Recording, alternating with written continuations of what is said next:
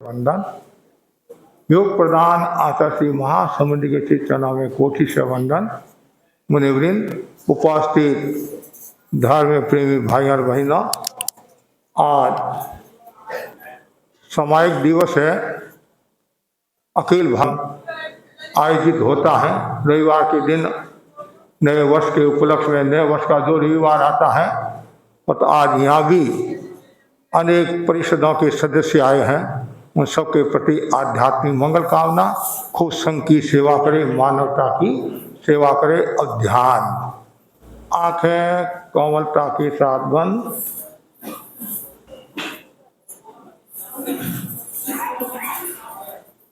शरीर को स्थिर, शिथिल और तनाव मुक्त करें। पृष्ठ, रज्जु और गर्दन सीधी रहे। शरीर में कोई भी प्रकार का तनाव न रहे। मांसपेशियों को ढीला छोड़े, शरीर की पकड़ को छोड़े।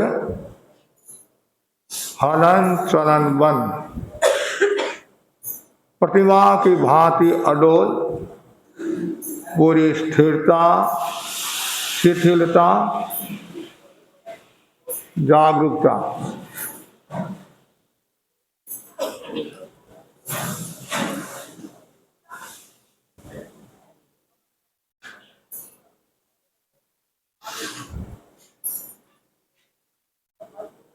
चित्त को नाभि पर केंद्रित करें।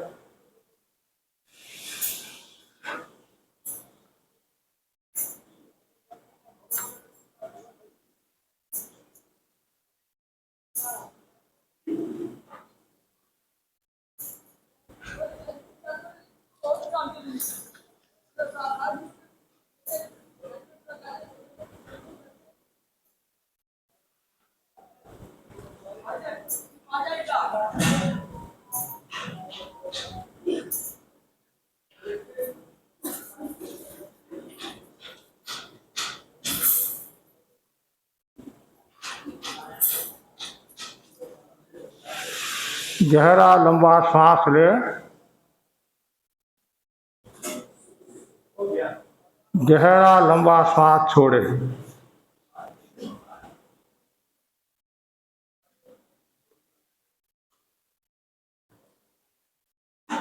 सांस को लंबा, गहरा और मन आसानी से जितना लिया जा सके ले, हम उसी रूप में छोड़े।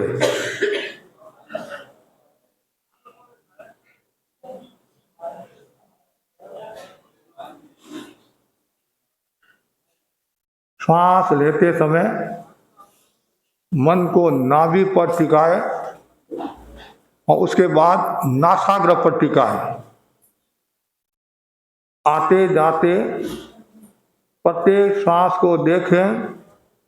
साथ साथ यह भी अनुभव करें कि सांस लेते समय पेट फूलता है और छोड़ते समय सिकुड़ता है।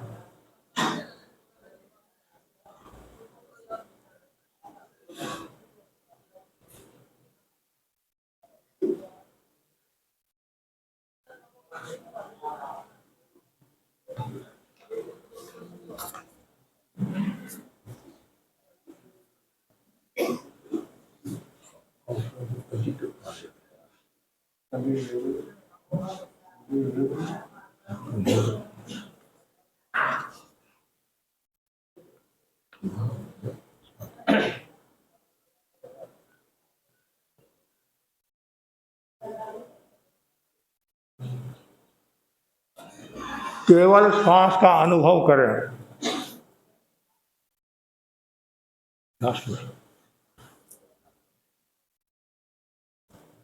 गहरा लंबा सांस छोड़े, गहरा लंबा सांस ले।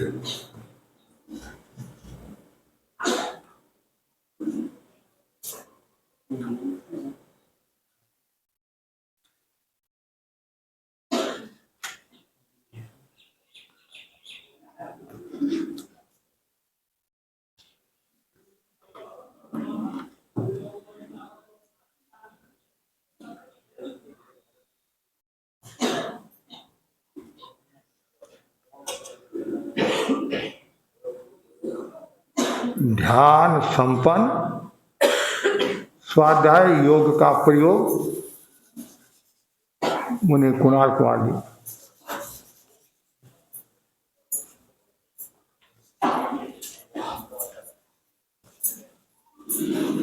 जीत जीने सर आप ध्याओ ध्यान हमेश हो अहो प्रभु अशरण शरण तू ही सही मेटण सकल कलेश हो अहो प्रभु तुम ही दायक सेवा पंथ अहो प्रभु उपशम रस भरी आपरी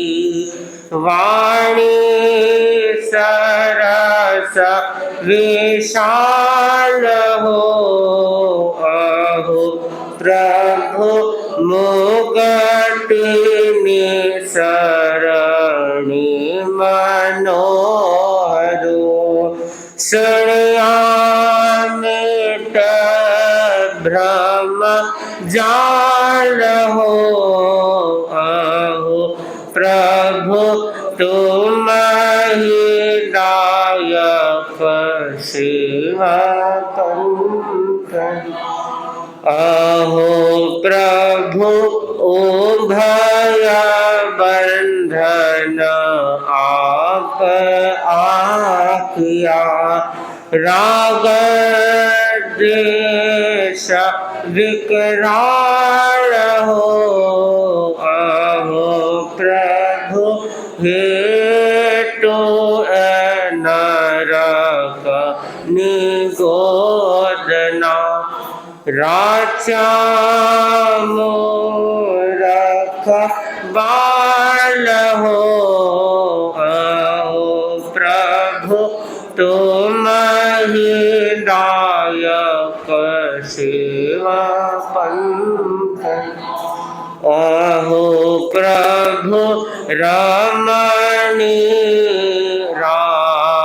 राखसनी कही विषबेली मोह जाल हो अहो प्रभु काम भोग किम पाकसा दाखा दीन दयाल हो अहो प्रभु दायक सेवा पंथ अहो प्रभु विविध उपदेश दे करी तेतार्या नर नार हो अहो प्रभु भव सिंधु पोत तू ही सही तू ही जगत आधार हो अहो प्रभु तुम ही दायक सेवा पंथ अहो प्रभु शरण आयो तुझ साईवा बस रहिया मायो अहो प्रभु आगम गयन अंगीकरी रयो ध्यान तुझ ध्यायो अहो प्रभु तुम दायक सेवा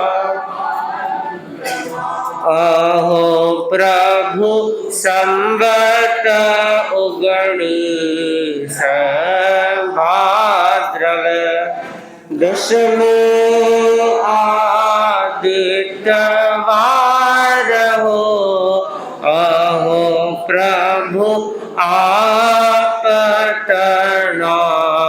गुण गाविया वर्ता जय पार हो आओ प्रभु अज तुम ही नायक शिव पंथना।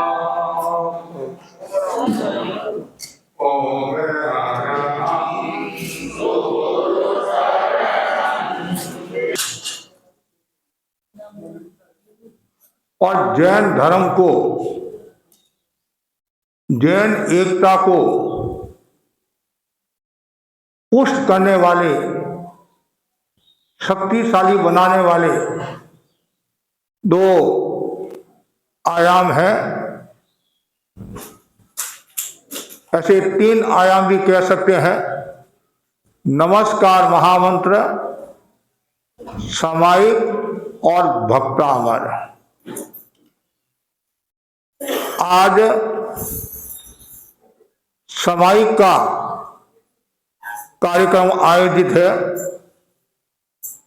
सैकड़ों लोगों की सामायिक की साधना चल रही है। प्रत्येक व्यक्ति जीवन में सफलता चाहता है। सफलता का महामंत्र है वर्तमान में जीना, राग देश से मुक्त होकर जीना और समता के साथ जीना, जागरूकता के साथ जीना। समता की साधना का अचूक जो उपाय बताया गया है वह है सामायिक। जैन आचार शास्त्र में सामायिक को बहुत ऊंचा स्थान दिया गया है। सामायिक एक प्रकार का अनुष्ठान है। इसे महावीर के दर्शन का सार माना गया है। समता, साम्य योग, अहिंसा, संतुलन, अभय आदि विधायक भावों के अभ्यास का नाम सामायिक है। आत्मा में रमण करना सामायिक है।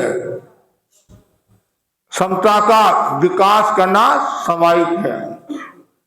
सामायिक पवित्र जीवन का राजपथ है। जीवन यात्रा का अनुपम पाते हैं। तनाव चिकित्सा की विशिष्ट औषधि है। सामायिक अध्यात्म का पासपोर्ट है और मुक्ति का वीजा है। सामायिक का एक महत्वपूर्ण अर्थ बताया गया है, अपने घर में आना। आप कहेंगे महाराज सब अपने घर में ही तो है। कुछ लोग कहते हैं महाराज मेरा खुद का मकान है, कुछ कहते हैं किराए पर रहता हूं। किराए का मकान और खुद का जो मकान है वो सापेक्ष दृष्टि से, निश्चय नय की दृष्टि से अपने घर में आना। घर से बाहर जाने का मतलब है विषमता और अपने घर में आने का मतलब है समता। कितनी गहरी बात बताई है।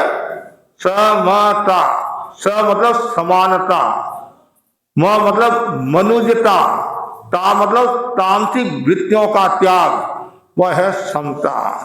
जिसके भीतर में मानवता है, जिसके भीतर में समानता है और जो तामसिक वृत्तियों का त्याग करता है, वास्तव में वही समताधारी हो सकता है और वही समाई का अधिकारी एक दृष्टि से हो सकता है। समाई का दूसरा अर्थ बताया है अभय। समाई जिस व्यक्ति में होती है वह अभय होता है। वह कभी भयभीत नहीं होता है। भयभीत कौन होता है? जिसके सामायिक नहीं होती है, समता नहीं होती है, जो विषमता में जीता है, भोग में जीता है, उसको भय सताता है। साधु को कभी भय नहीं सताता है, क्यों? साधु अभय की साधना करने वाले होते हैं, समता की साधना करने वाले होते हैं, और साधु के नो टेंशन ओनली अटेंशन। आपके तो पग पग पर भय है, कोई चोर नहीं आ जाए, आपने कहीं मोबाइल रखा और बाथरूम के लिए गए तो भी भय, कोई लेकर नहीं चला जाए, कोई लेकर नहीं चलाए। और कभी कभी तो ऐसा होता है, आप किसी को पकड़ा देते हैं और बाथरूम में गए और वापिस आते हैं, रफू चक्कर, वो पता ही नहीं कहाँ गया। तो पग पग पर भय है। साधु को कोई भय नहीं है कि वो अभय की साधना करते हैं, समता की साधना करते हैं। तो ये समाई का दूसरा जो अर्थ बताया है वह है अभय।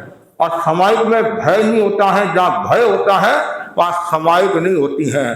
चंद्रकोशी का उदाहरण हम दे सकते हैं। पहले वो भयभीत था, जब भगवान की शरण में आया मतलब भगवान खुद नहीं दर्शन दिए, और उसके बाद में वो अभयवान हो गया, समता रखी, अनशन किया और मरकर 8वें देवलोक में गया। ऐसा आगमों में, ग्रंथों में बताया गया है। समाई का तीसरा जो अर्थ बताया है, प्राणी मात्र के प्रति समता का भाव। जैन दर्शन में 6 प्रकार के जीव बताए हैं। पक्षी का है, अप का है, तेजस का है, वायु का है, वनस्पति का है, त्रस का है। त्रस और स्थावर जीवों के प्रति जो संभाव की चेतना का विकास करता है और जो समता रखता है, उसके समायिक होती है। साधु के 24 घंटे ही समायिक है। कुछ लोग कहते महाराज आप समायिक करते हो, अरे आज जीवन समायिक है हमारे, 1 घंटा 2 घंटा की नहीं है। और ऐसे भी आपको पता होगा, ये तो हमारे 24 घंटे की समायिक है ही है, इसके अलावा भी हम समायिक करते हैं, वह है शुद्ध समायिक। उसमें केवल आगमों का स्वाध्याय होता है और सामान्यतया श्रावक चरण स्पर्श भी नहीं करते हैं, और हम भी सामान्यतया बात नहीं करते हैं, क्योंकि शुद्ध समायिक की साधना में है आगमों का स्वाध्याय, चिंतन, मनन चलता है। तो समायिक प्राणी मात्र के प्रति समता का भाव रखना बहुत कठिन काम है। कहना तो सरल है, कहना सरल है। कोई फंक्शन होता है, चलो हरियाली पर घूमे, पानी में स्विमिंग पूल है, स्नान करे, हाथ धोना है तो कितना पानी गिराते हैं, अनावश्यक पंखा चल रहा है, अनावश्यक जीवों की हिंसा हो रही है, तो उस समय कहाँ समायिक होगी? आप दूसरों को भयभीत कर रहे हैं, दूसरों को तकलीफ दे रहे हैं, तो आप आनंद में कहां से रहोगे? सब जीव जीना चाहते हैं, मरना कोई नहीं चाहता है।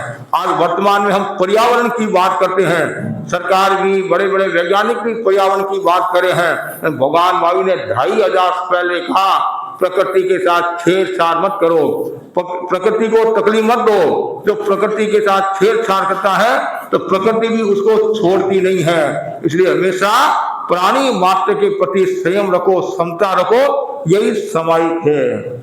और इसमें हम प्राणी मात्र के प्रति समता रखने का मतलब है अहिंसा का विकास। और अहिंसा का विकास कब होगा? जब हमारे भीतर में संयम होगा, तब होगा, तब अहिंसा का विकास होगा। समय का चौथा जो अर्थ बताया है, हर परिस्थिति में समता रखना। जीवन है, उतार भी आता है, चढ़ाव भी आता है, कष्ट भी आते हैं, कभी लाभ भी होता है, कभी अलाभ भी होता है, कभी निंदा भी होती है, कभी प्रशंसा भी होती है, कभी मान अपमान सब होता है। हर परिस्थिति में मन को संतुलित रखना, यह है समायिक। इसमें सब में सम रहना।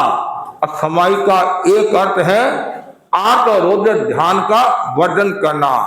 हिंसा का जो भाव है, कभी कभी आर्त ध्यान हो जाता है, घर में कोई नुकसान हो गया या गमी होगी या और कुछ हो गया तो आर्त ध्यान हो जाता है, चरा उतर जाता है, मन में दूसरा भाव आ जाता है, कभी कभी रौद्र भाव आ जाता है, हिंसा का भाव आ जाता है। कभी आप किसी को देखते हैं, देखते ही मन में तनाव पैदा हो जाता है, देखते ही मन में हिंसा का भाव पैदा हो जाता है। जो आर्त और रौद्र का वर्जन करता है और धर्म और शुक्र की साधना करता है तो उसके समायिक होती है। और एक बहुत महत्वपूर्ण बात बताई गई है। समाई के इस स्वरूप के आधार पर कहा जा सकता है कि सारी साधना का मूल समायिक है। मूल क्या है? समायिक है। इसलिए ज्यादा से ज्यादा भाई बहनों को गुरुदेव तुलसी ने जो अभिनव समाई का जो प्रयोग कराया, मुझे याद है गुरुदेव तुलसी जब अभिनव समाई कराते, हजारों हजारों लोग एक व्यवस्थित लाइन के साथ में चंद्र और मुंहपति और पसेवड़ी और क्या मुंहपति के साथ में समाई की आराधना करते थे। और गुरुदेव महासमुद्र के हम आभारी हैं जिन्होंने शनिवार शनिवार समाई की प्रेरणा दी। हजारों लोग शनिवार के दिन समाई करते हैं और आज पूरे देश भर में 9 से 10 बजे सामान्यतः और पूरे देश भर में समाई का उपक्रम चल रहा होगा या पूरी होने वाली होगी, पूरी होने वाली होगी। तो ज्यादा से ज्यादा भाई बहन समाई की आराधना करे। तो ये स्वाध्याय। उसके बाद में त्रिगुप्ती की साधना, लास्ट में चौथा जो प्रयोग है, आंखें कोमलता के साथ बंद,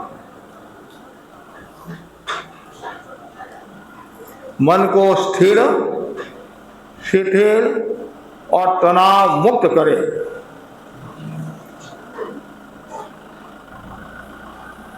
इसमें मन में न सोचे, वचन से बोले नहीं और शरीर से हिले डुले नहीं।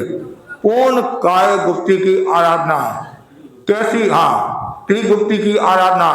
कैसी भी परिस्थिति आ जाए, मच्छर बैठ जाए या और कुछ हो जाए, मुझे 2-3 मिनट तक हलन चलन नहीं करना है, न मन में से सोचना है न बोलना है। त्रिगुप्ती की साधना ये प्रज्ञा जागरण का महत्वपूर्ण सूत्र है। त्रिगुप्ती की साधना।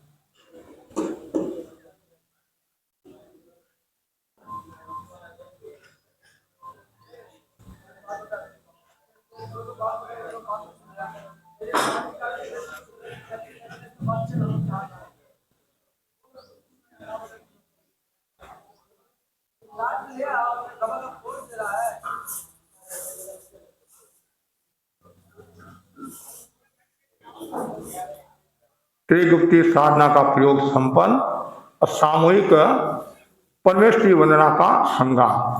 वंदना आनंद पुलकित मैं करूं,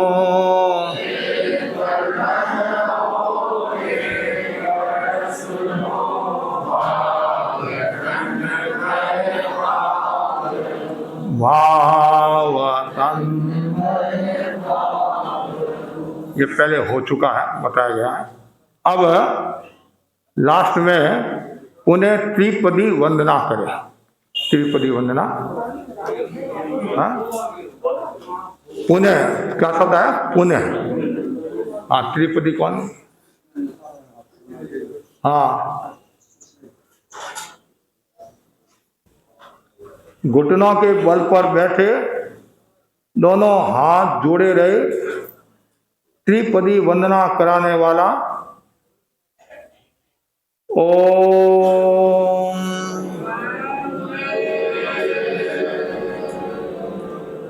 ह्रीं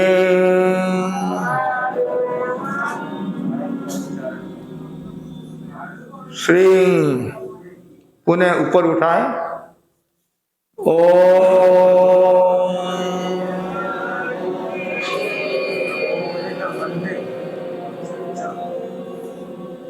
ह्रीं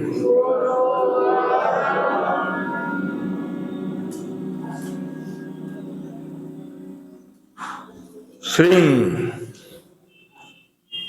ओम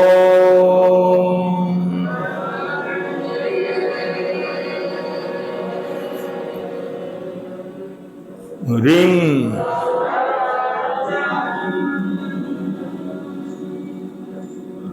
श्रीं सामायिक आलोचना पाठ जिन्होंने बाद में की तो बाद में उस हिसाब से 9वें सामायिक वर्ष में जो कोई तीसरा दोष लगा हो तो मैं उसकी आलोचना करता हूँ। जो पाठ है आपको ध्यान में होगा। अब थोड़ी देर और कार्यक्रम चलेगा। कोई भी जाने की जल्दी नहीं करे। मौसम सुहावना है और वैदिक विलेज में है। हाँ हाँ, एक समय और कर लो, मना ही नहीं है। आराम से, तो टेंशन नहीं रहेगा। नहीं तो बार बार घड़ी देखोगे आप।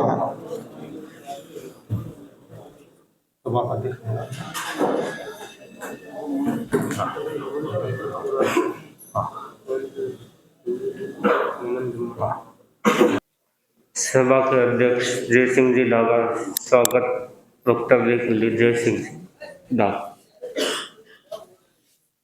में कोटि कोटि वंदन। वैदिक विलेज में विराजित श्रद्धेय मुनि श्री जिनेश कुमार जी आदि मुनि उनके पौर चरणों में भावभरा वंदन। सन 2025 के प्रथम रविवार को आयोजित कार्यक्रम में उपस्थित धर्म परिषद से सादर जय जिनेन्द्र। तुलसीदास जी ने कहा है, संत समागम हरि कथा तुलसी दुर्लभ दोय, सुध द्वारा अरु लक्ष्मी पापी की भी होय।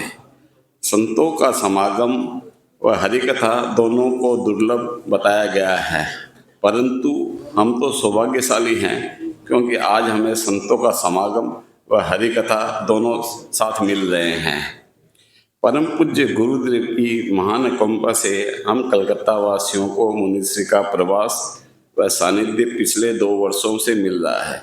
मुनिश्री ने अत्यंत परिश्रम करते हुए कलकत्ता के विभिन्न क्षेत्रों में विचरण करा रहे हैं। दीक्षा ध्यान शिविर हेतु मुनिश्री वैदिक विलेज में प्रवास कर रहे हैं। आज रविवार एक कार्यक्रम के अंतर्गत युवक परिषद द्वारा सामायिक का उपक्रम भी आयोजित हुआ। मैं सॉल्ट लेक सभा की ओर से सभी का हार्दिक स्वागत करता हूं और अधिक से अधिक मुनिश्री के सानिध्य का लाभ लेने का आह्वान करता हूं। ओम अरम। मुझे कुणाल कुमार जी मुनिश्री प्रणाम जी स्वामी के चरणों में भावभरी वंदना। आज अखिल भारतीय तेरावती योग परिषद के तत्वाधान में अभिनव सामायिक का कार्यक्रम अभी पूरे भारतवर्ष में हुआ है और कलकत्ता क्षेत्र में मुनिश्री के प्रति बहुत बहुत कृतज्ञता हमें सानिध्य मिला और सॉल्ट लेक सभा का भी बहुत बहुत साधुवाद कि इतने कम समय में हमें इतनी व्यवस्था करवाई। यहाँ पधारे सभी आवादेव के श्री अनंत जी, सुनील जी, संदीप जी, नमन जी, राजीव जी, सभी और परिषदों के पधारे अध्यक्ष और साथीगण सभी से सादर जय जिनेन्द्र। आज ये अभिनव सामायिक पूरे भारतवर्ष में जनवरी माह के प्रथम रविवार को 9 से 10 पूरे भारतवर्ष में मनाया जा रहा है। सामायिक ऐसे ये आचार्य श्री तुलसी के समय से चल रहे हैं, ये प्रथा चल रही है और आचार्य श्री महासमन जी ने शनिवार के लिए 7 से 8 का भी नया सामायिक का उपक्रम किया है। मैं सभी से आह्वान करूंगा कि सभी अधिक से अधिक मात्रा में सामायिक करें और क्रम निजा का लाभ लेवें। ओम अरम। अभिनव सामायिक के प्रभारी नमन जी जम्मड़ नमन जी जम्मड़ राजेश मुनि श्री जिनेश कुमार जी, बाल मुनि कुणाल कुमार जी एवं परमानंद जी मुनि श्री परमानंद जी स्वामी के प्रति अनंत अनंत वंदना। अखिल भारतीय तेरापंथी युवक परिषद के तत्वाधान में आज अभिनव सामायिक का कार्यक्रम रखा गया है, जो कि पूरे भारतवर्ष एवं नेपाल में किया जाएगा 9 से 10 बजे के बीच। वैसे सामायिक तो हमें रोज ही करनी चाहिए। गुरु इंगित के अनुसार शनिवार 7 से 8 तो जरूर से सामायिक करनी चाहिए। मैं सर्वप्रथम आभार ज्ञापित करता हूँ मुंशी के प्रति, जो हमें अपना सानिध्य दिए, जिसके सानिध्य में हम सब यहाँ पर आकर पूरे कलकत्ता और हावड़ा क्षेत्र के सभी साथीगण आकर यहाँ सामायिक कर पाए। आभादेव के साथी एवं तेयु के अध्यक्ष मंत्री सभी को बहुत बहुत साधुवाद एवं सॉल्ट लेक सभा को भी साधुवाद, जिन्होंने सिर्फ और सिर्फ 2 दिन का समय में इतनी अच्छी व्यवस्था में करा कर देता हूँ। अत्र विराजित तुलसी दिनेश कुमार जी थाना 3 के चरण वंदन। मेरे आबा के उप साथीगण के उप से आए हुए सभी साथीगण, श्रावक समाज, सबको सादर जय जिनेन्द्र। ये कार्यक्रम अखिल भारतीय तेरापंथी परिषद ने 6 वर्ष पूर्व चालू किया, क्योंकि ये सोच थी कि जब लोग अलग अलग फेस्टिवल सेलिब्रेट कर सकते हैं तो क्यों ना हम अपना सेलिब्रेशन करें। अभिनव सामायिक फेस्टिवल। अभिनव सामायिक फेस्टिवल एक ऐसा फेस्टिवल जहाँ हर युवक, हर तेरापंथ श्रावक समाज अपने मन को कोमल कर सकता है और अपने खुद के साधना के लिए कुछ कर सकता है। साल का फर्स्ट रविवार हम यही सेलिब्रेशन करना चाहते हैं कि पूरे साल हम कैसे चिंतन मुक्त और एक अच्छे व्यवहार में रह सके। यही ढांडा जी और मुनि गुरुदेव श्री महासमर जी ने महती कृपा करा के ये आयाम हमको दिया।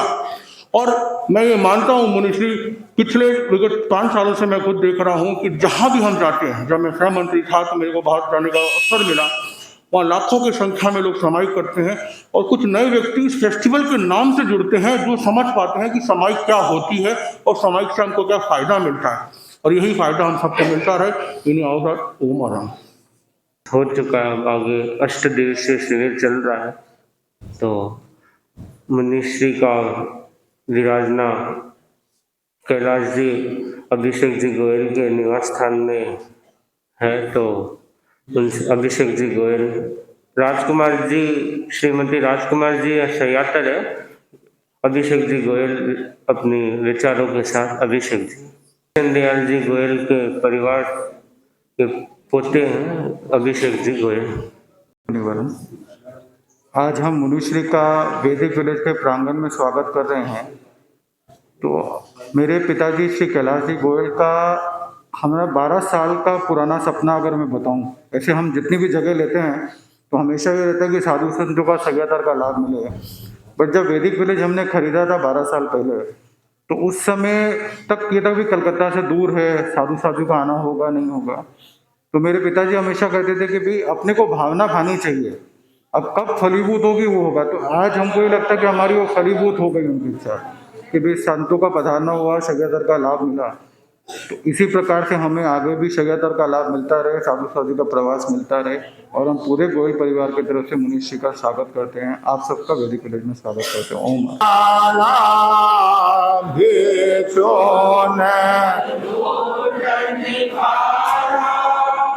कैसा अमृतमय प्याला ना धार्मिक जग के कान मिलाय,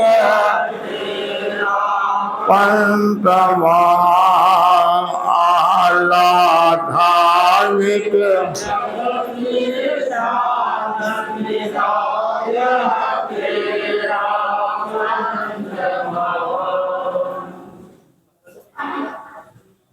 आराध्य के चरण में कोटि से वंदन।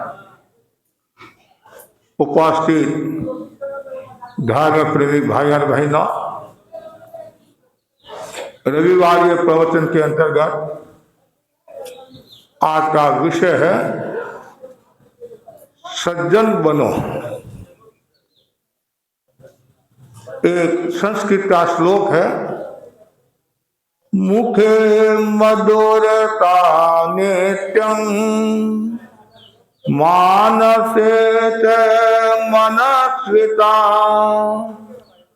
दिशे दिव्य विभासादो हृदय साधुधारिता, हृदय साधुधारिता। दुनिया में 2 प्रकार के लोग होते हैं, एक सज्जन, एक दुर्जन। दुनिया में हर समय सज्जन और दुर्जन रहे हैं।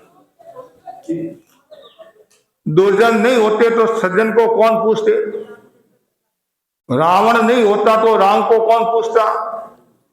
कंस नहीं होता तो कृष्ण को कौन पूछते? दुर्योधन नहीं होता तो युधिष्ठिर को कौन पूछते? सज्जन और दुर्जन हमेशा से रहे हैं। जो दुर्जन होता है वो विवाद करता है और जो सज्जन होता है वो संवाद करता है। दुर्जन होता है वह हर पल हर क्षण लड़ाई झगड़ा करता रहता है और सज्जन होता है वह सौहार्द प्रेम आत्मीयता का भाव रखता है। दोहे में भी बहुत सुंदर कहा गया है, काजल तजे न श्यामता, मोती तजे न श्वेत, दुर्जन तजे न दुष्टता, सज्जन तजे न हेत। जैसे काजल होता है वो श्यामता कृष्ण रंग को छोड़ता नहीं है, मोती श्वेत रंग को छोड़ता नहीं है, उसी प्रकार दुर्जन अपनी दुष्टता छोड़ता नहीं है और सज्जन अपना हेत छोड़ता नहीं है। इसलिए व्यक्ति को सज्जन बनना चाहिए और जो जितना ज्यादा सज्जन होगा, अच्छे लोग होंगे, उतना ही घर परिवार समाज समृद्ध होगा, देश समृद्ध होगा और विश्व में शांति कायम रहेगी। ऐसा कहा जाता है एक मछली पूरे तालाब को खराब कर देती है, उसी प्रकार एक दुर्जन आदमी पूरे समाज को बदनाम कर देता है, खराब कर देता है। आवश्यकता है हमारे भीतर में जो दुर्जनपना है, जो दुष्टता है, जो खामियां हैं, जो अवगुण हैं, उनको दूर करना है और सज्जनता में प्रवेश करना है। प्रश्न खड़ा होता है सज्जन कौन होता है और सज्जन बनो, कैसे हम सज्जन बने? उसके लिए पहला जो सूत्र बताया गया है, मुखे मधुरता नित्यम, अर्थात हमेशा मुख में मधुरता होनी चाहिए। जैन दर्शन में 25 बोल का विशद विवेचन आता है और अभी पूज्य प्रवर ने महर की कृपा करके नए वर्ष पर श्रावक समाज आदि को प्रेरणा के रूप में कहा 25 बोल और जीव अजीव का अध्ययन करो, जीव अजीव पुस्तक का वाचन करो। और जो 25 बोल का अध्ययन करता है और जिसके पास में 25 बोल का शस्त्र है, 25 बोल का शस्त्र है, वह कभी परास्त नहीं होगा और कभी वह हारेगा नहीं। ऐसे तो दुनिया में शस्त्र की आवश्यकता नहीं है, शास्त्र की आवश्यकता होती है, लेकिन यहाँ तो शस्त्र का मतलब ये मारने के अर्थ में नहीं है। जिनके पास में ये 25 बोल का ज्ञान होता है तो कहीं भी अटकता नहीं है, भटकता नहीं है और अपनी नैया पार कर लेता है। 25 बोल में एक बोल है योग, आ से बोले योग 15। योग का अर्थ है मन वचन काया की प्रवृत्ति। मन के 4 भेद, वचन के 4 भेद और काया के 7 भेद। तो मन वचन और काया 3 है और मन और काया के बीच में क्या है? वचन है। वचन का बहुत बड़ा मूल्य होता है। भाषा विचार का वाहन है। भाषा के द्वारा आदमी की पहचान सरलता से हो जाती है। जिसके पास में उत्तम खजाना है, जिसके पास में उत्तम विचारों का खजाना है, वह गरीब होकर भी अमीर है और जिसके पास में उत्तम विचारों का खजाना नहीं है वह अमीर होकर भी गरीब है।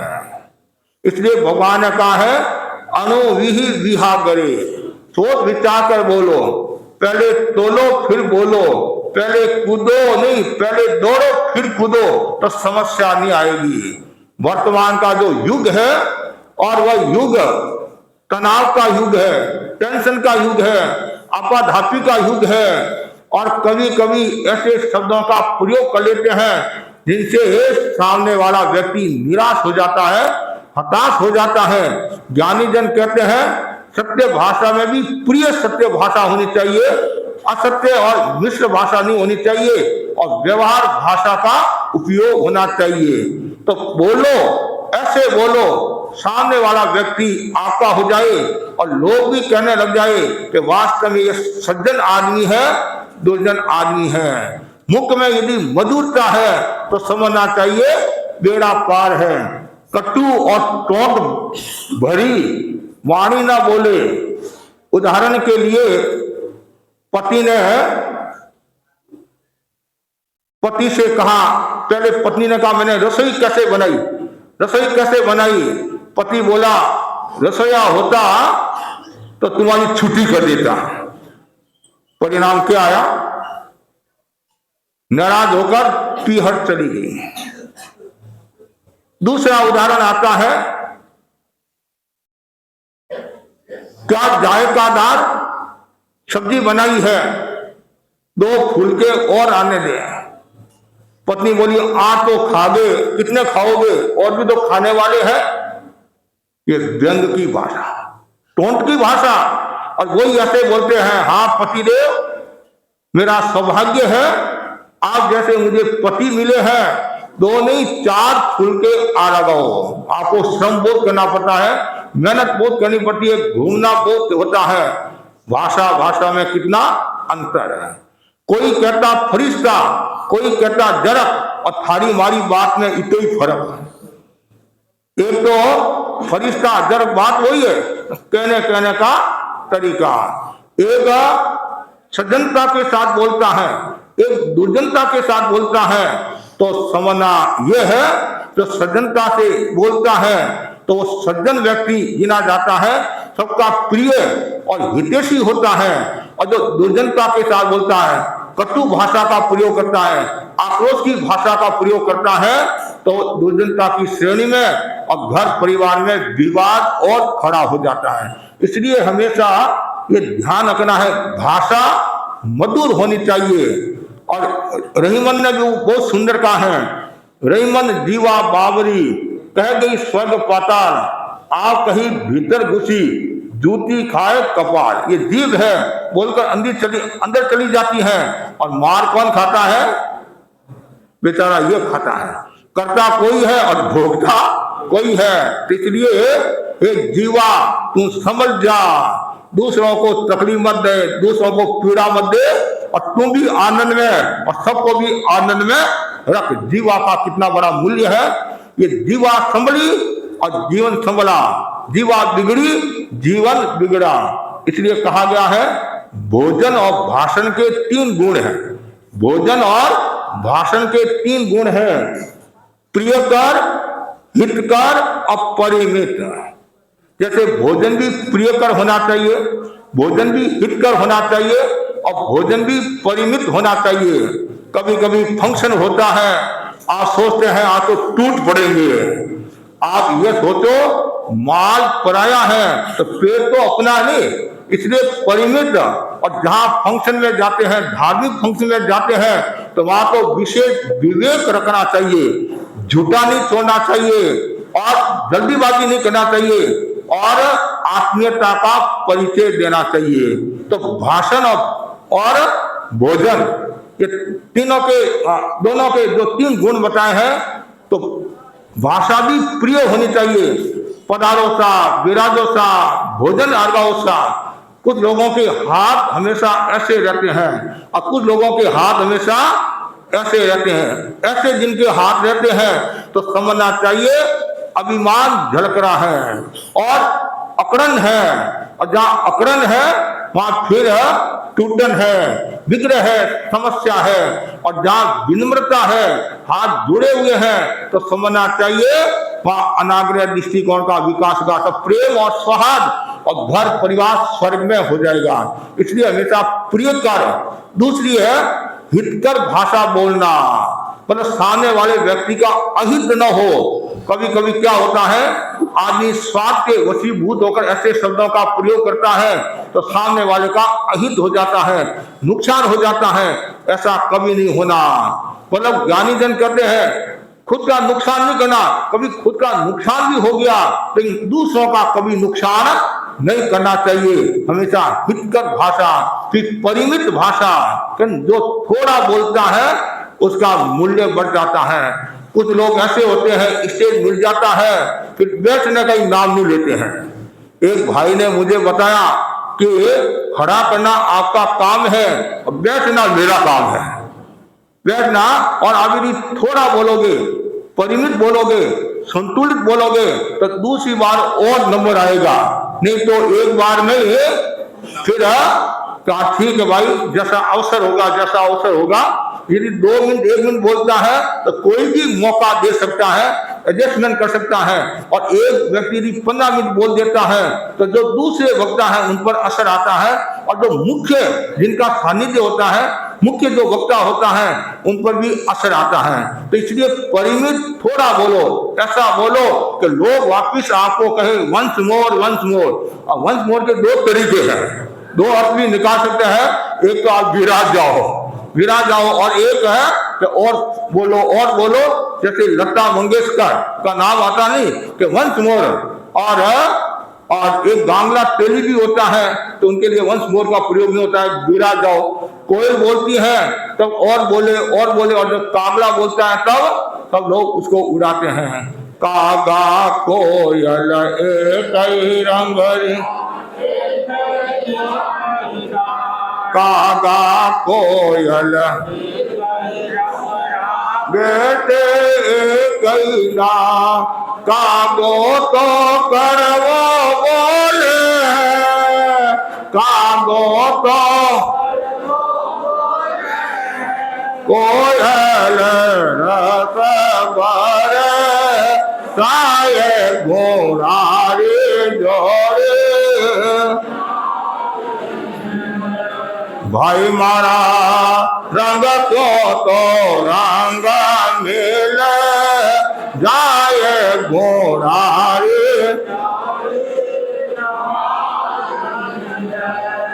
अब हमेशा परिमित, सुंदर, स्वस्थ भाषा का प्रयोग करोगे तो लोग आपको मान देंगे, सम्मान देंगे, और लोग कहेंगे ये सज्जन आदमी है। ये सज्जनता का पहला लक्षण बताया गया है। सज्जन बनो, कैसे बने? मुख्य मधुरता, मुख में हमेशा मधुरता रहे, मुख में हमेशा मिश्री रहे, नमक नहीं रहे। आप कहेंगे मेरा हमेशा मिश्री रखेंगे तो फिर शुगर हो जाएगा, और नमक नहीं होगा तो ब्लड प्रेशर पर असर आ जाएगा, सोडियम पर असर आ जाएगा, और असर आ जाएगा। वो नमक मिश्री की बात कर रहा हूं। मीठी वाणी, कड़वी वाणी नहीं बोला, मीठा बोलो, कड़वा, ऐसा कहा जाता है। बहुत सुंदर किसी ने लिखा है कि संभल कर करना साथी जीवन की डगर में, एक गफलत 1000 सपनों को जला देती है। कितना सुंदर का, संभल कर चलना। आप कोई भी भाषा का प्रयोग करो, कोई भी शब्द बोलो, संभल कर बोलना, नहीं तो एक गफलत है 1000 सपनों को जला देती है। क्षण भर की गफलत जिंदगी भर की कैद हो जाती है। और जो व्यक्ति हमेशा मीठा बोलता है और प्रेम के साथ बोलता है, अच्छा बोलता है, तो लोग उसको आदर देते हैं, सम्मान देते हैं। और जो कड़वा कटु वचन बोलते हैं तो समझना चाहिए उनका जीवन बदतर हो जाता है, बेहतर नहीं होता है, व्यस्त नहीं होता है। और आगे बताया गया है कड़वी जुबान के 100 नुकसान है, कड़वी जुबान के 100 नुकसान है, और मीठी जुबान के 1000 फायदे हैं। और रावण ने कड़वा बोलकर अपने सगे भाई को खो दिया, और वही राम ने मधुर बोलकर दुश्मन को भी गले लगा दिया। वचने व दरिद्रता, वचन में दरिद्रता क्या होनी चाहिए? हमेशा मिठास, प्रेम। आपको भोजन कराना हो तो कराओ, चंदा देना है तो दो, कम से कम 2 मीठे बोलो। दोस्तों के लोग जब भी आपस में मिलते हैं तो पधारो सा शब्द का प्रयोग करते हैं, पधारो सा। उनके विवाद भी हो जाता है तो भी सा शब्द का प्रयोग करते हैं। और कुछ लोग ऐसे होते हैं उनके मन में कोई वो दुर्भावना नहीं है, कड़वाहट की बात नहीं है, उनकी भाषा ही वैसी होती है जैसे लोग क्या सोचते हैं ये लड़ाई झगड़ा कर रहे हैं। इसलिए भाषा को मधुर बनाओ, ऐसी भाषा बना दो स्वर्ग में भी आपका समान कि अभी मोक्ष में जा नहीं सकते हैं, मोक्ष में जा नहीं सकते हैं और स्वर्ग की हम कामना नहीं करते हैं, लेकिन साधु और श्रावक की जो गति है, श्रावकपन जो पालता है, साधुपन जो पालता है, उसकी गति स्वर्ग है, अर्थात विमानिक गति है। तो हम स्वर्ग की कामना नहीं करते हैं, वो तो पामला सुख है। दीक्षित स्वामी ने कहा नहीं, हम तो कर्म क्षेत्र की कामना करते हैं। कहने का मतलब है आप सदगति को प्राप्त होगे, अच्छी गति को प्राप्त होगे, यहाँ भी आनंद और आगे भी आनंद। दूसरा जो सूत्र बताया गया है वह दृष्टि में प्रसन्नता, बहुत सुंदर है। दृष्टि 3 प्रकार की बताई है, सम्यक दृष्टि, मिथ्या दृष्टि और सम्यक मिथ्या दृष्टि। तो यहाँ बताया दृष्टि में प्रसन्नता का भाव होना चाहिए, अर्थात जो अनाग्रह दृष्टिकोण वाला होता है और कोई प्रकार का आग्रह नहीं रखता है, ऐसे सत्याग्रह रखना चाहिए।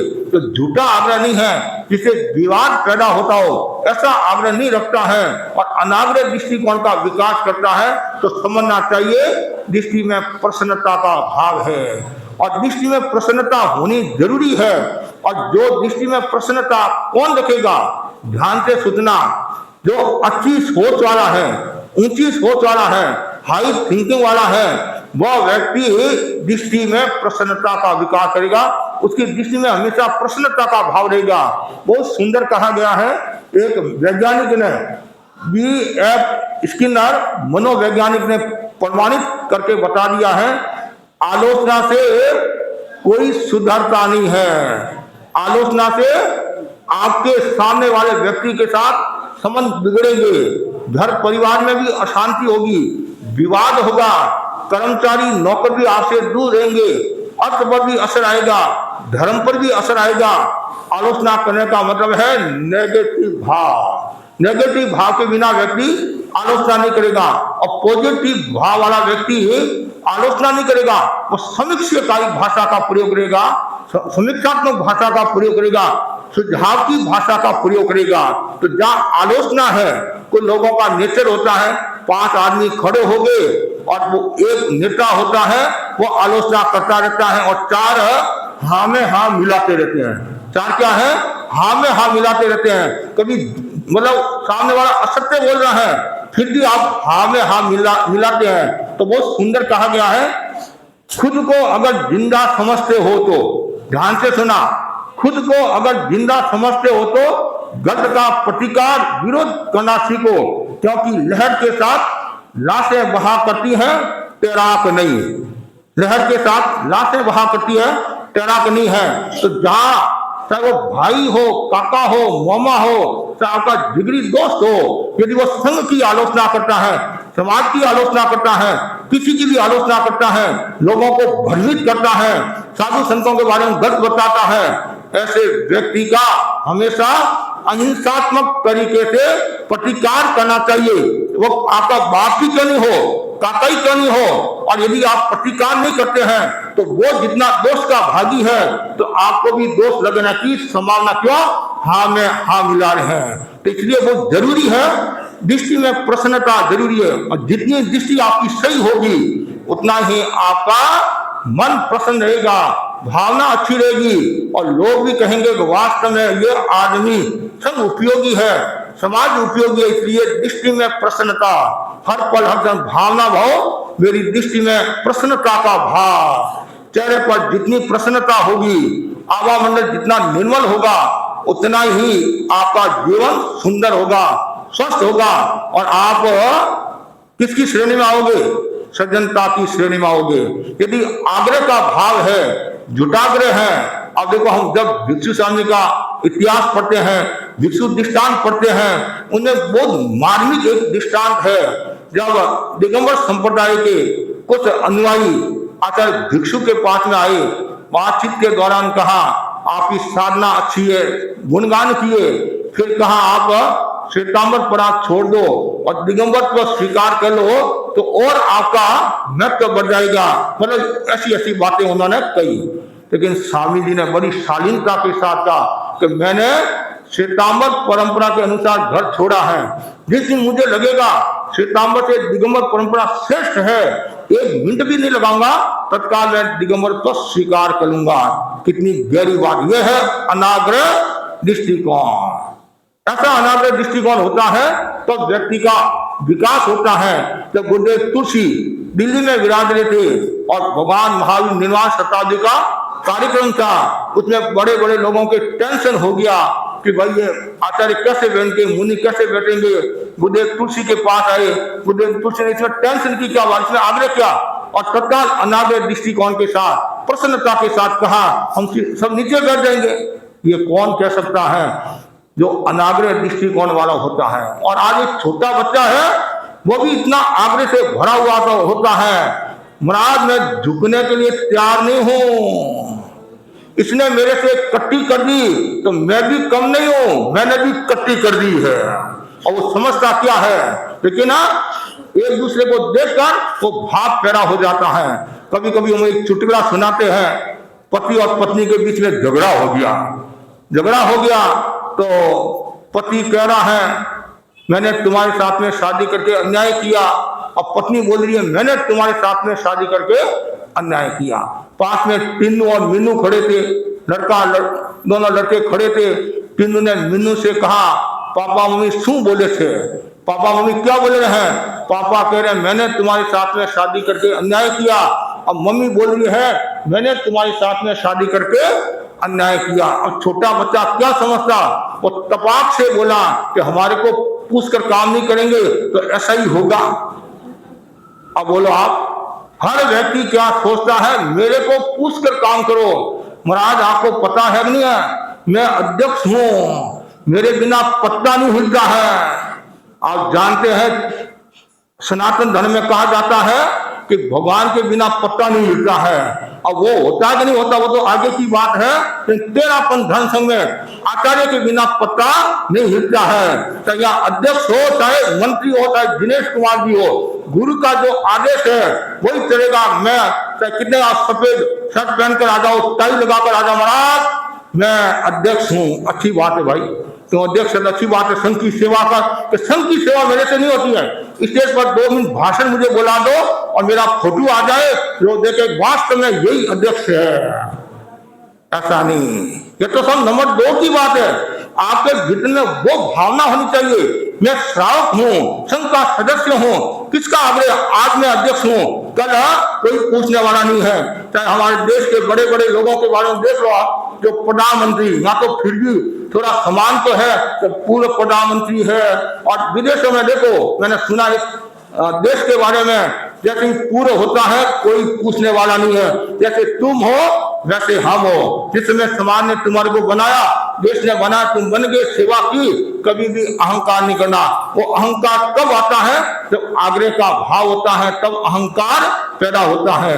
9 ग्रह होते हैं, कितने ग्रह होते हैं, 9 ग्रह होते हैं। उन ग्रहों को तो शांत करना फिर भी संभव है मंत्र साधना के द्वारा, प्रेक्षा ध्यान के द्वारा। अभी प्रेक्षा ध्यान शिविर चल रहा है और बहुत व्यवस्थित ढंग से चल रहा है। करीबन 60 नाम आ गए हैं, 60 नाम आगे। और अच्छा हमारे मीना जी साबुद्रा आए हुए हैं, मंजूबाई आदि रंजीत जी संभाल रहे हैं और भी संभाल रहे हैं। तो प्रेक्षा ध्यान की साधना बहुत ऊंची साधना होती है। तो ग्रह को तो फिर भी मंत्र साधना के द्वारा शांत किया जा सकता है, लेकिन ये जो आग्रह रूपी जो ग्रह है ये बड़ा खतरनाक होता है। ऐसा कहा जाता है जवाई को शांत करना, जवाई को शांत करना और आग्रह वाला व्यक्ति को शांत करना दोनों तेरी खीर है। जवाई को आप कितने ही दे दो फिर भी क्या कहता है, मुझे कुछ नहीं मिला, कुछ नहीं मिला, कुछ नहीं मिला। क्या पूरा घर दे देंगे, क्या अनुज पूरा घर दे देंगे है? दिया वो तो नहीं सोचता है, दिया अगर नहीं और आए। श्रीमती देख तुम्हारे घर वाले बहुत संपन्न है, 1 लाख का ऑर्डर दे दे, नानी का घर है दो कोई। तो मतलब कहते नहीं मनुष्य की खोपड़ी में है, कितना ही डाल दो ये कभी तृप्त होने वाली नहीं है। तो आग्रह रूपी जो होता है वो कभी भी चेतना को रूपांतरित नहीं कर सकता है और कभी भी वो सज्जनता की श्रेणी में नहीं आ सकता है। सज्जनता की श्रेणी में कौन आएगा, जो अनाग्रह दृष्टिकोण वाला है। और अनाग्रह दृष्टिकोण वाला होगा उसकी दृष्टि में प्रसन्नता का भाव रहेगा, हमेशा वो आनंद की अनुभूति करेगा, सत्य की अनुभूति करेगा और सत्य का साक्षात्कार करेगा। हम भगवान महावीर के आभारी हैं जिन्होंने अनेकांत का सिद्धांत दिया। अनेकांत क्या, एकता में अनेकता, अनेकता में एकता, यही जैनों की विशेषता बोलते नहीं। और अनेक कान का मतलब है एकांगी दृष्टिकोण नहीं होना। जहाँ आग्रह वाला दृष्टिकोण होता है वहां फिर समस्या आती है, आदमी गलत रास्ते जाता है।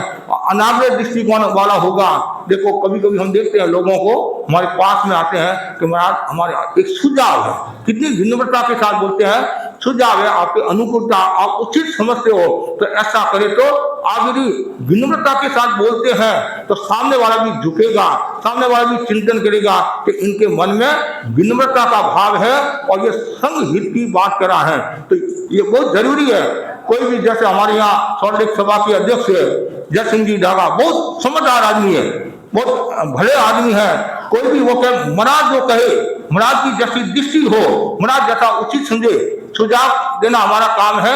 महाराज जैसा उचित समझेंगे वैसा कर लेंगे, हम बीच में क्यों टेंशन पा रहे? क्यों? हमारे से भी तो महाराज जानते होंगे, ये भी तो महाराज भी तो जानते होंगे, गुरुदेव ने भेजा है। तो इसलिए कितनी गहरी बात है, इसलिए हमेशा व्यक्ति को समझदार होना, होशियार नहीं होना। होशियारी तो चूल्हे मुतरे, होशियारी, ज्यादा होशियारी तो चूल्हे मुतरे, न इधर का रहता न उधर का रहता है। दो मुख्यमंत्री पद के दावेदार होते नहीं तो वो दोनों जाते हैं और तीसरा कोई फायदा उठा देता है, तीसरा फायदा उठा देता है। तो होशियार नहीं होना, समझदार होना। और जो समझदार होगा वो अनाग्रह दृष्टिकोण वाला होगा, उसकी दृष्टि में प्रसन्नता का भाव रहेगा। इसलिए हमेशा दृष्टि में प्रसन्नता, ये दूसरा सूत्र हो गया। पहला सूत्र कौन सा है? मुख में मधुरता, दूसरा है दृष्टि में प्रसन्नता, और तीसरा है मन में पवित्रता। ये हमारा मन कितना सुंदर है, मन सुंदर है नहीं? सुंदर है, मन सुंदर भी होता है, कभी असुंदर भी हो जाता है, कभी ये दुर्योधन हो जाता है तो कभी ये युधिष्ठिर हो जाता है, कभी ये मिथ्या दृष्टि हो जाता है तो कभी ये सम्यक दृष्टि हो जाता है, कभी कृष्ण पक्षी हो जाता है, कभी शुक्ल पक्षी हो जाता है, न जाने क्या क्या ये बातें करने लग जाता है। लेकिन मन को वश में रखना जरूरी है। जो मन को वश में रखता है वो आगे बढ़ता है, विकास करता है। और जब तक व्यक्ति मन को वश में नहीं करेगा तब तक साधना उसकी सफल नहीं होगी। और मन को सफल करना है तो मन में पवित्रता का भाव बना रहे, ये बहुत जरूरी है। कितना सुंदर का है, मन में पवित्रता, मन में दाग पेच नहीं होना चाहिए। कुछ लोग ऐसे होते हैं बहुत मीठे बोलते, इतने मीठे बोलते हैं जिनकी हम कल्पना नहीं करते हैं। फिर बाद में पता चलता है महाराज ये तो और ढंग का आदमी है और रूप में बोल रहा है। ऐसा कभी नहीं होना। जहां भी बोलो आप पवित्रता के साथ बोलो। ठीक है, सामने वाला व्यक्ति नाराज होगा, राजी होगा, वो आगे की बात है, लेकिन किसी को राजी रखने के लिए कुटिलता का प्रयोग नहीं करना चाहिए। भाषा में कुटिलता नहीं होनी चाहिए, भाषा में माया नहीं होनी चाहिए। हमेशा मन में पवित्रता, अंतःकरण कितना सुंदर का है। धर्म का निवास कहाँ होता है? धर्म का निवास तोदी भवन में नहीं है। आज जहाँ हम प्रवचन करिए तोदी जी का होगा सही, तोदी भवन में नहीं है। तो धर्म का निवास कहाँ होता है? जिसकी आत्मा सरल है, जो जिसका अंतःकरण पवित्र है। और आप जानते हैं पवित्रता का कितना बड़ा मूल्य है। स्थान यदि पवित्र होता है तो बैठने का मन होता है। आज वैदिक विलेज में आप आए और यहाँ हरियाली है, स्वच्छता है, तो आप लोगों का यहाँ पिकनिक करने का मन होता है। क्या होता है? पिकनिक करने का मन होता है। और कहीं गंदगी है तो वहां जाना पसंद करोगे? तो फिर तो वैसे भीतर में यदि गंदगी है तो फिर आपको कौन पसंद करेगा?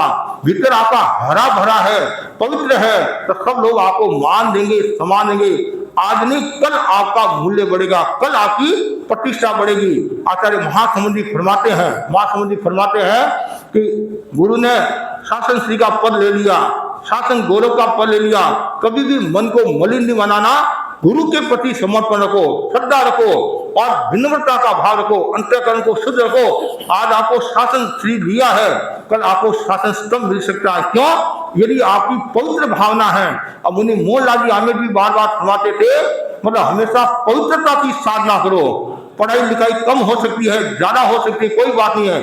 पवित्र चिंतन होना चाहिए और पवित्र व्यवहार होना चाहिए। जितना पवित्र भाव होगा उतना ही व्यक्ति आगे बढ़ेगा। ये सज्जनता का तीसरा जो सूत्र है, मन में पवित्रता, पवित्र पवित्र पवित्र, मेरी आत्मा पवित्र बने, मेरी आत्मा पवित्र बने।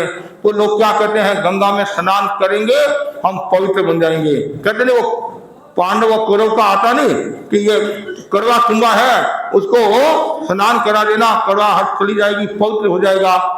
ऐसे पाप ही धुलते हैं धर्म आराधना से, तपस्या से पाप धुलते हैं और आत्मा पवित्र होती है। और चौथा जो सूत्र बताया है बहुत महत्वपूर्ण सूत्र है, वह है व्यवहार में कुशलता। व्यवहार में बहुत जरूरी है। व्यवहार में हमने पिछले रविवार को व्यवहार के बारे में विस्तार के साथ बताया था। तो व्यवहार में कुशलता 4 शब्द है, आचार, विचार, संस्कार और व्यवहार। आचार, विचार, संस्कार दूसरों पर आधारित है और स्वयं पर आधारित है, और व्यवहार दूसरों पर आधारित है। आप क्या बोलते हैं कि महाराज ये व्यवहार कुशल है, जब इनके पास जाते हैं बड़ी शालीनता के साथ, व्यवहारिकता के साथ बात करता है, ये व्यवहार कुशल। और व्यवहार कुशल होना जरूरी है। हमारे आचार्य पर्वत को देखो, महापुरुषों को देखो, बड़े बड़े लोगों को देखो, उनका जो इतिहास पढ़ते, उनकी जीवनी पढ़ते हैं, उनमें ये महत्वपूर्ण सूत्र आता है व्यवहार कुशलता। व्यवहार कुशलता में कभी कमी नहीं आनी चाहिए। और बहुत सुंदर कहा गया है, खार आदमी को खूंखार बनाता है, खार आदमी को खूंखार बनाता है, और प्यार आदमी को दिलदार बनाता है। खार आदमी को खूंखार बनाता है, प्यार आदमी को दिलदार बनाता है। और आकार भले ही कैसा भी हो, आकार भले ही कैसा भी हो, व्यवहार आदमी को अवतार बनाता है। व्यवहार आदमी को अवतार बनाता है। आचार्य भिक्षु के बारे में बताया जाता है, वो कितने साधना की दृष्टि से कठोर थे, चर्या की दृष्टि से कठोर थे, लेकिन व्यवहार की दृष्टि से वो बहुत कुशल थे, व्यवहार कुशल थे। कोई भी व्यक्ति उनके पास में आ जाता, चाहे वो विरोधी आओ, कुछ भी आओ, किसी दृष्टि से आओ, लेकिन उनकी व्यवहार कुशलता से सामने वाला व्यक्ति भी झुक जाता था। तो व्यवहार कुशल होना जरूरी है, और जो जितना ज्यादा व्यवहार कुशल होगा उतना ही आगे बढ़ेगा।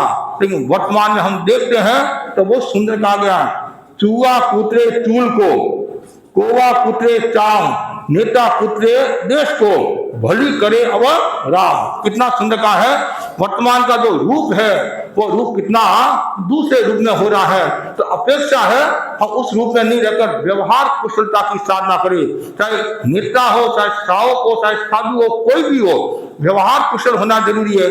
आप यहाँ दर्शन करने के लिए आते हैं और मैं यदि आपको जे कह देता हूँ तो आप कितने खुश होते हैं। कोई हावड़ा से आया, कोई पूर्वांचल से आया, कोई दक्षिण कलकत्ता से आया, या कलकत्ता से कोई भी क्षेत्र से आया, कोई भी एरिया से आया, बाहर से आया, कि महाराज हम 500 रुपया खर्च करके आए और आपने हमारे को जे कह दिया, हमारी थकान उतर गई।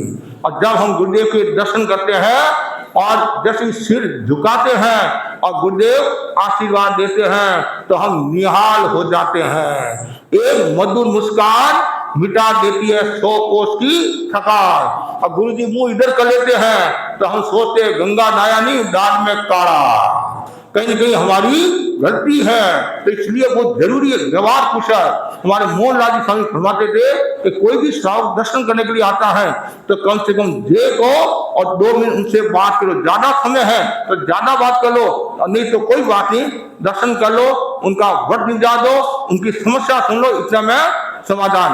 वो तो और फरमाते थे गहरी बात कि आप किसी के आप गोत्री जाते हो तो पहले जो सामान्य घर है पहले उसके घर में जाओ, फिर बड़े घर में जाओ तो कोई समस्या नहीं आएगी, समस्या नहीं आएगी। और आप बड़े घर में गए और उसका घर छोड़ दिया, बाद में जाओगे तो उसके मन में कुछ आ सकता है। ये सब व्यवहार की बातें हैं।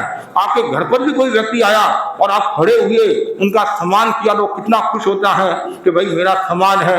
ऐसे ये सब व्यवहार है। और 2 आदमी मिले, 2 युग मिले, आपस में अब हाथ मिलाते हैं, प्रणाम करते हैं तो सामने वाला व्यक्ति भी कितना खुश होता है, मेरा मान सम्मान है। और आप यदि आगे में रहते हो, अहंकार में रहते हो तो कल आपके साथ भी वैसा व्यवहार हो सकता है। कोई बड़ी बात नहीं है। इस हाथ से लो, इस हाथ से लो। इसलिए जो सभा संस्था है, साधु सभा कोई भी हो, अवसर कोई भी हो, व्यवहार कुशल होना जरूरी हो। जो जितना ज्यादा व्यवहार कुशल होगा उतना ही वह आगे बढ़ेगा। वर्तमान में हम देखते हैं संवेदनशीलता धीरे धीरे सूखती जा रही, कारण व्यवहार का लोप हो रहा है। इसलिए कहा गया है सूख गई संवेदना, मरी मन की टीस, अब कोई रोता नहीं है, एक मरे या 20। पहले कोई गली का कुत्ता बीमार हो जाता, घर का सदस्य कोई बीमार हो जाता, कितनी संवेदना, कितनी करुणा का भाव रहता था। लेकिन आज धीरे धीरे सब कम होता जा रहा है। क्यों? व्यवहार में कमी आ गई, सम्यक व्यवहार में कमी आ गई, तो आवश्यकता है कि मैं हमेशा व्यवहार कुशलता की साधना करूंगा। तो मैं इस अवसर पर जितने भी मेरे सामने भाई बहन बैठे हैं वे सब सज्जनता का विकास करे, और जो जितना ज्यादा सज्जनता का विकास करेगा उतना ही वह गति करेगा, प्रगति करेगा, उन्नति करेगा, और वह सबका प्यारा हो जाएगा, प्यारा हो जाएगा, लोग उसको मान देंगे, सम्मान देंगे। तो आवश्यकता है हमारे भीतर में सज्जनता का विकास हो, और जो जितना ज्यादा सज्जन होगा वह व्यक्ति निस्वार्थ भाव से, निष्काम भाव से संघ की सेवा करेगा। और जिसके भीतर में सज्जनता नहीं है, ऊपरी सज्जनता है, ओढ़ी हुई सज्जनता है, और नाम का यदि भाव है, तो वो देश की, समाज की सेवा नहीं कर सकता है।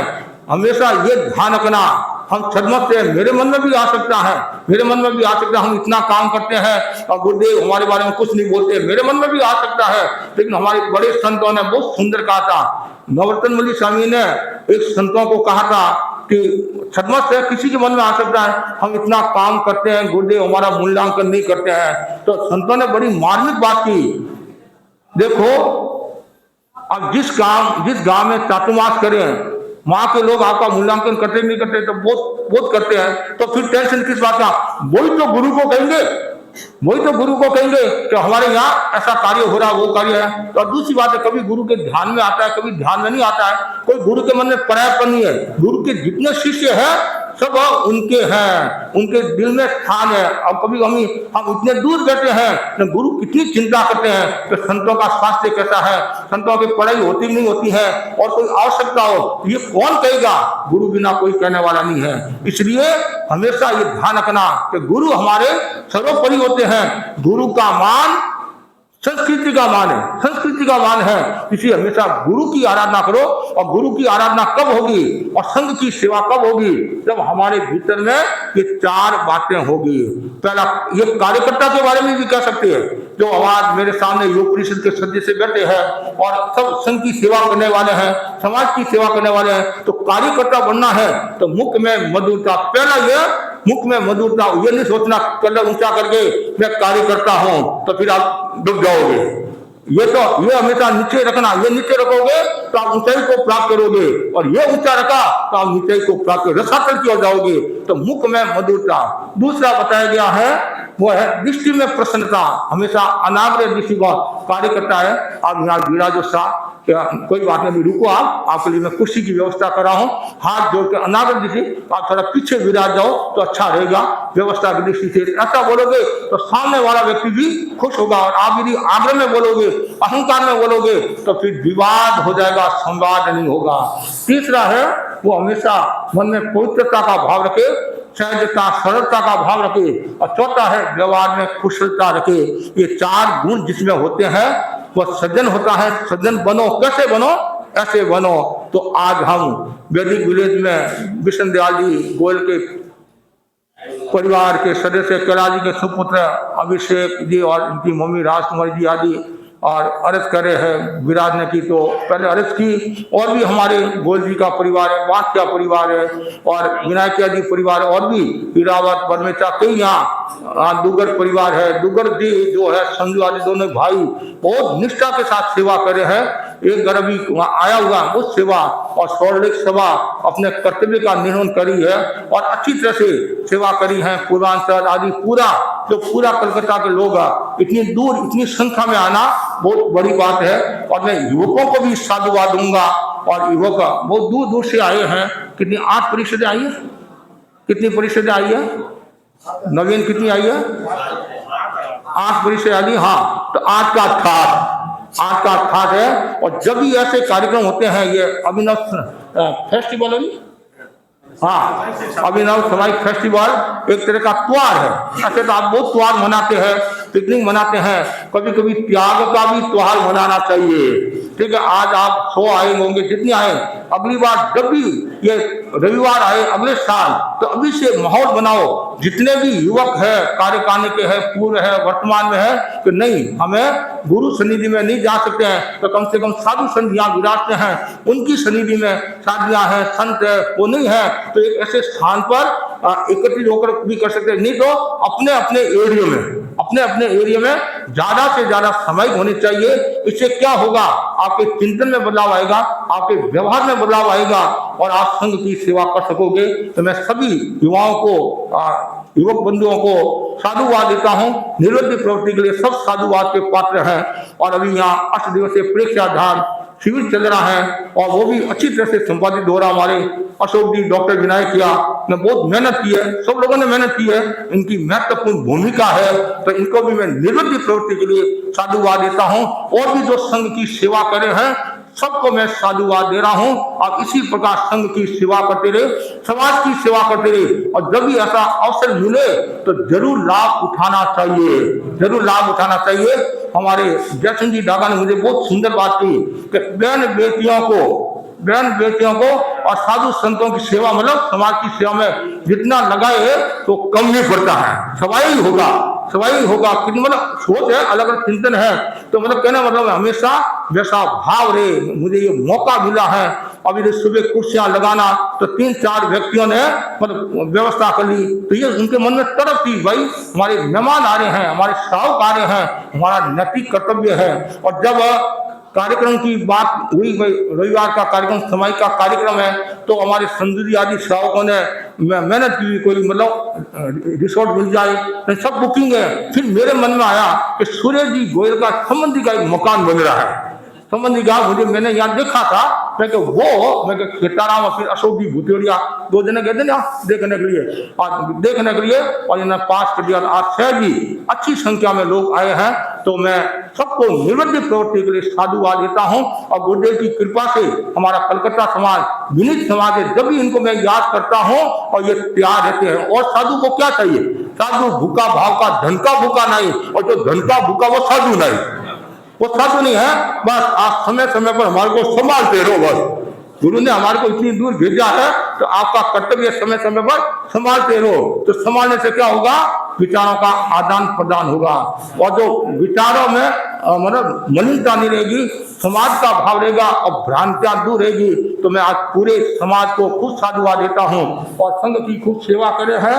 और यहाँ हमारे जो अशोक जी तो सेवा दे रही, और भी वो सेवा कुछ है। यहाँ रंजीत जी कोठारी का भी बंगला है, तो 15-20 जने वो भी सेवा करे, भूपेंद्र जी आदि पूरी टीम है, तो इनको भी मैं साधुवाद देता हूँ। और भी जो लोग आए हुए हैं यहाँ बंगले वाले हैं, उन सबको मैं साधुवाद देता हूँ।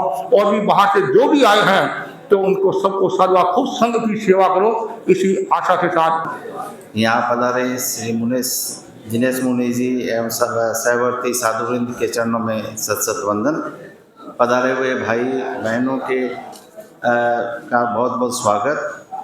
वैदिक विलेज का ये सौभाग्य है कि मुनि श्री यहाँ पधारे, ये उनका द्वितीय बार आगमन है और बहुत ही पहला आगमन भी इतना फलित हुआ कि हमें दूसरा मौका भी मिला। और बाकी सब असुविधाएं होते हुए भी मुनि श्री यहाँ पर प्रवचन किए, आज का कार्यक्रम यहाँ हुआ और सभा की तरफ से भी सारी व्यवस्था रही, सब भाई लोग सहभागी बने और कार्य को हम लोग समुचित कर पाए। ये हमारा सौभाग्य है। मुनि श्री से और आप लोगों से निवेदन है कि आगे भी भविष्य में भी हमें सेवा का मौका देंगे। इन्हीं शब्दों के साथ सॉल्ट लेक सभा के मंत्री अशोक जी। आराध्य के श्री चरणों में वंदन। अत्र विराजित मुनि श्री दिनेश कुमार जी सहर के मुनि चरणों के मध्य मंदामी सभी सभाओं के पदाधिकारीगण, अखिल भारतीय थेरापंथ योग परिषद के सदस्यगण और पधारे हुए सभी श्रावक का समाज से सादर जय जिनेन्द्र। मुनि श्री ने महती कृपा करके अभिनव सामायिक व रविवारी प्रवचन के लिए वैदिक विलेज में ये स्थान में प्रवास करवाया, उसके लिए हम मुनि श्री के प्रति कृतज्ञता ज्ञापित करते हैं। आज अभिनव सामायिक पूरे देश में एक साथ एक समय में हुई और इतनी ठंड में इतनी दूर वैदिक विलेज में आप सभी पधारे, उसके लिए मैं आप सब अखिल भारतीय थेरापंथ योग परिषद का आभार व्यक्त करता हूँ। मैं आभार व्यक्त करता हूँ श्रीमती राजकुमारी जी एवं श्री अभिषेक जी गोयल का, जिन्होंने 11 दिन के लिए मुनि श्री के प्रवास के लिए आवास की व्यवस्था की। मैं आभार व्यक्त करता हूँ डॉक्टर श्रीमान अशोक जी विनायकिया, श्रीमान प्रकाश जी भाटिया, श्रीमान संजय जी दुग्गल एवं वैदिक विलेज के सभी बांग्लावासियों को जिन्होंने स्थान उपलब्ध करवाया। और मैं आभार व्यक्त करता हूँ श्री सुरेश जी गोयल और श्रीमान अशोक जी तोदी जिन्होंने यह स्थान उपलब्ध करवाया। और मैं आभार व्यक्त करता हूँ आप सभी पधारे हुए महानुभावों का जिन्होंने अपना महन समय निकाल कर यहाँ पधारे इतने दूर, और आप सभी के इतना अनमोल समय और सहभागिता के लिए मैं साल्ट लेक सभा की तरफ से आपका हृदय से आभार व्यक्त करता हूँ। ओम आरम के अंतर्गत आता है। तो हाँ, अरे यूपरिषद काका है, तो पूर्वांचल यूपरिषद, फिर दक्षिण हावड़ा, उत्तर हावड़ा और दक्षिण कलकत्ता और उत्तर कलकत्ता, टोलीगंज और कलकत्ता में ये 8 युवक परिषद के सदस्य आए संभवतः, ऐसा मुझे बताया गया है। तो मैं इन सबके प्रति खूब आध्यात्मिक मंगल कामना करता हूँ और सबके प्रति खूब इसी प्रकार संघ की सेवा करते रहो और सबको खूब साधुवाद, पचकान